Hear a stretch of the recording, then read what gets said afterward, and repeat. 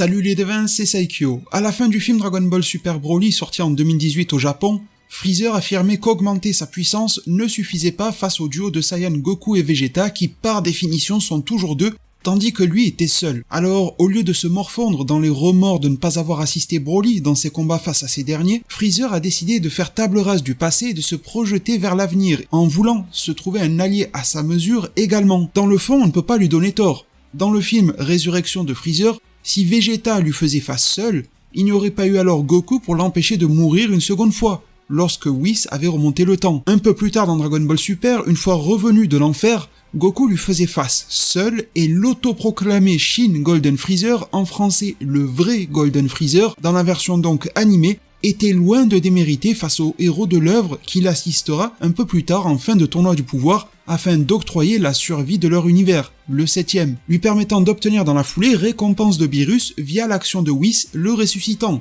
Durant l'arc Moro, Freezer s'est fait discret mais est apparu. Il était plutôt bien informé de la teneur des événements, mais s'en est tenu volontairement écarté. Les 2 pages actant de cela étaient assez avares en informations et nous montraient Freezer conquérant comme à son habitude. Ces mêmes conquêtes ont fini désormais par payer grassement car Freezer s'est trouvé une salle de l'esprit du temps, dans laquelle il peut s'entraîner. Pour des raisons évidentes, ce n'est pas celle de la Terre, mais c'est peut-être celle à l'intérieur de la pyramide, dans laquelle Merus, l'ange en formation, avait mené Goku pour améliorer sa maîtrise des mouvements instinctifs. Il est bon de rappeler que, sur Terre, un jour à l'extérieur équivaut à 1 année dans la salle, tandis que dans la pyramide, un jour égale 3 jours. À ce jour, on sait seulement que Freezer est resté 10 années consécutives dans la salle, lui permettant d'accéder au stade de Black Freezer, lui permettant de venir à bout facilement de Gas ou encore de Goku vrai Ultra Instinct et Vegeta Ultra Ego combiné. Cette facilité pourrait par ailleurs cacher d'autres facultés encore secrètes de Freezer, le rendant plus féroce qu'on ne le pense. Alors, si le constat de Freezer concernant un allié semble être bon, force est de constater que durant l'arc Granola le survivant, il n'a pas montré le bout de sa queue. Freezer serait-il revenu en arrière sur ses pensées? Pourtant il disait lui-même que peu importe le point et le niveau auquel il pouvait élever sa propre force, cela ne serait pas suffisant face à une dualité de Saiyan. Et puis même si Freezer s'est ravisé et est resté seul, ou n'a pas pu se trouver d'alliés, il faut bien avouer que rares sont ceux qui décident de rester seuls dans le vide total et l'immensité de cette salle, probablement par peur de sombrer dans la folie, phénomène qui a toutes les chances de se produire en une décennie cloîtrée à l'intérieur. Mais au-delà de ça, le potentiel d'évolution à 2 est bien plus élevé que tout seul. Et il le sait bien, il l'a démontré lui-même avec son accession au Golden. En 4 mois d'entraînement, mais en se servant de son sbire, tel un sac de frappe. Avec ses consalants entre les mains, Freezer aurait donc laissé tomber son combat face à Goku et Vegeta en chapitre 87 de Dragon Ball Super après leur avoir donné une bonne leçon, car il aurait lui-même retenu les siennes et ses erreurs passées, durant lesquelles, même en supériorité, il se retrouvait au final perdant dans un niveau de l'enfer qui lui est même dédié, qu'il insupporte au plus haut point.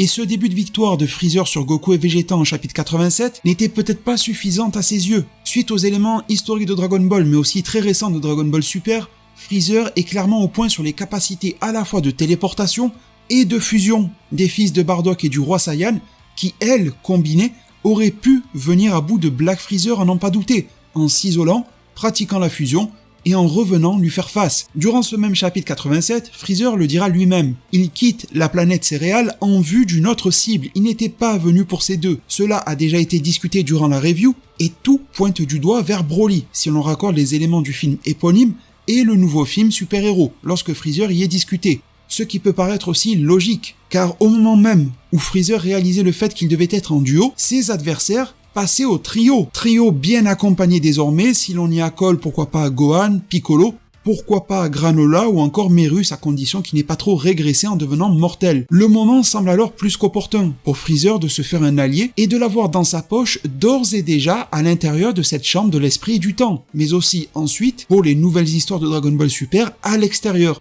Reste à savoir s'il y en a bien un, que Freezer et par extension alors les scénaristes nous cachent à ce jour, et par-dessus tout de nous dévoiler son identité. Cet acolyte maléfique doit forcément répondre à plusieurs critères, mais principalement à 2. La puissance démesurée, mais surtout la fidélité infaillible envers Freezer. Même si Freezer et son père collaboraient dans Dragon Ball, on aurait vu Cold dénigrer son fils une fois qu'il fut tué par Mirai Trunks.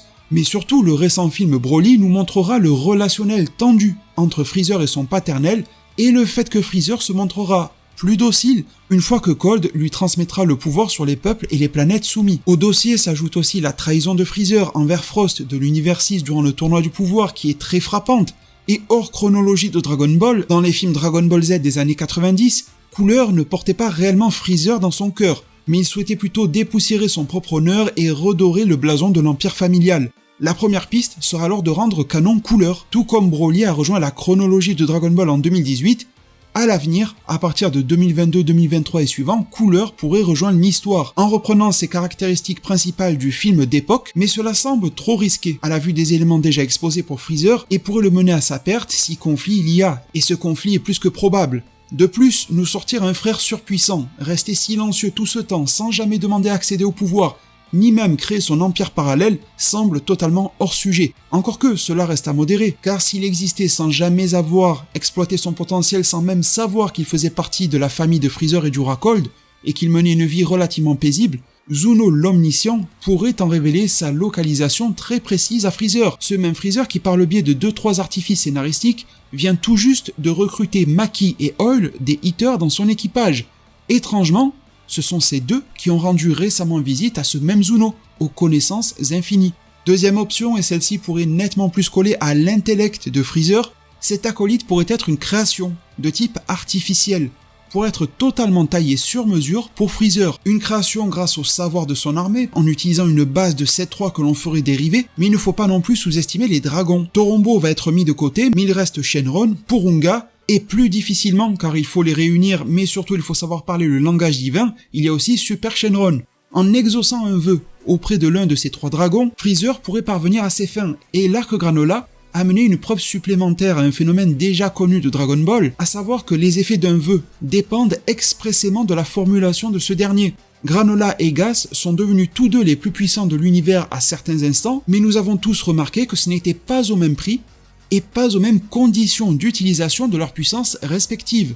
Si Freezer formule le vœu d'obtenir un allié, pas forcément surpuissant, pour justement rester dans les capacités du dragon, mais plutôt un allié qui aurait un potentiel similaire au sien, et qui serait en plus tout à fait docile, incapable donc de trahison, Freezer n'aurait plus qu'à le récupérer, à l'entraîner, et à nouveau la magie du scénario nous montre qu'il vient de se passer 10 ans consécutifs, qui aurait largement permis de rendre cela possible dans une salle de l'esprit du temps, dans laquelle Freezer aurait alors joint l'utile à l'agréable. Pour reprendre la vibe Cooler, cela pourrait mener à son reboot. Une réécriture du personnage, l'insérer dans l'histoire principale de Dragon Ball tout en le réécrivant. Cooler, une fois intégré à Dragon Ball Super, n'a absolument pas à être le frère de Freezer. Rien n'oblige Akira Toriyama et Toyotaro à cela, absolument rien. Broly en est la preuve, il est passé d'un être démoniaque à la base, hors chronologie de Dragon Ball, à un être au cœur pur qui se revêt d'attributs démoniaques malgré lui lorsqu'il va dans ses derniers retranchements. À la sortie d'un arc plutôt dédié aux Eaters faisant un jeu de mots avec la chaleur, manier les opposés en apportant couleur du côté du froid pourrait être bien pensé et finement chronométré s'il se révélait dans le prochain arc, pourquoi pas. Le reboot de couleur apparaît réellement comme propice dans Dragon Ball Super pour à la fois en tirer des avantages et se débarrasser des inconvénients. N'hésitez pas d'ailleurs à partager vos analyses vis-à-vis de ce dernier en zone commentaire. Troisièmement, et non plus pour coller à l'intellect de Freezer, mais plutôt à sa nature physiologique. Il pourrait donner vie à son successeur, avoir une progéniture, et profiter du nombre d'années suffisant dans une salle de l'esprit du temps pour qu'il atteigne maturité et pouvoir suffisants, tout en subissant le conditionnement psychologique nécessaire pour rester protecteur de son créateur et ne jamais le trahir. Cela pourrait être étoffé par une interview déjà couverte sur cette même chaîne YouTube d'Akira Toriyama, qui nous révélait il y a quelques années en arrière que la race de Freezer n'existe pas par nature, au sens où ils n'ont pas été directement créés par les Kaioshin, mais qu'ils sont le dérivé d'une autre race préexistante, par le biais d'une mutation génétique. Toriyama est resté évasif sur le sujet, mais si l'on lit entre les lignes, Freezer n'a pas de mère, et le roi Cold l'a créé tout seul, quelque temps après avoir subi sa propre mutation. Freezer est alors en quelque sorte le premier né naturellement de cette lignée de mutants. Il pourrait alors ainsi à son tour se munir d'un allié redoutable et garantir la pérennité de son empire, et sa potentielle retraite telle que le roi Cold l'avait fait en son temps. Surtout que bien que l'insolence de Freezer envers son père a été constatée,